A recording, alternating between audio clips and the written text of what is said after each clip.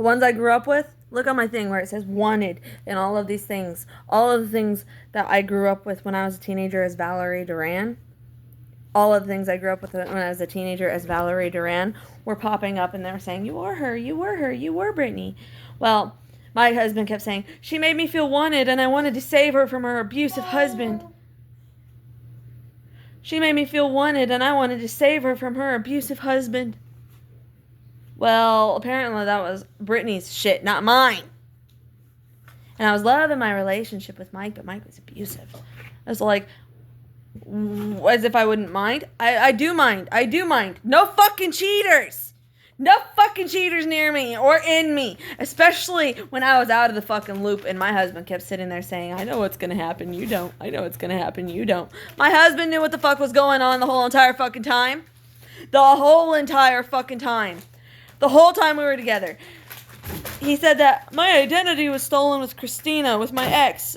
And then he kept sitting there calling me his ex. And he kept saying my ex was a barista. Well, I worked at Starbucks when I was in New Jersey. And then it's all like, he was talking about how his ex was Christina. And I was like, okay.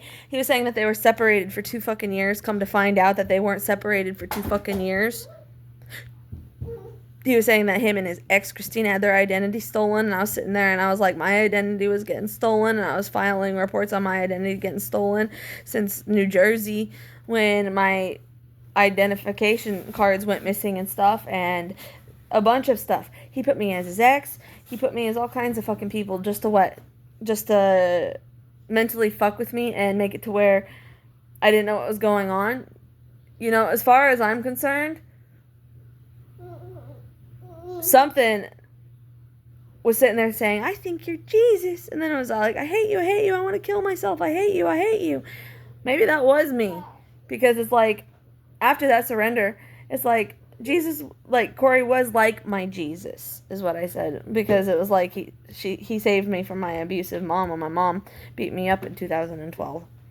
My mom beat me up and she was putting knives to her neck and taking pills, and apparently she shoveled a bottle of pills in her throat, and I thought she was taking the pills, and she put them in her bra and had to admit to the cops she put them in the bra, but I ran to the payphone, she dragged me back by my hair and beat me up, and left me on the streets in Santa Fe when I was 18, and Corey came, and he had Rudy go pick me up and save me, but then something sweet was all like, Corey saved me, he's like my Jesus, is like, he's not like my Jesus, and then Corey was like, I love Val, we do everything together to his mom, and then what happens? He just sits there and then ditches me, but Val, oh Val, now Val, we already seen a housewife, we want to see something different.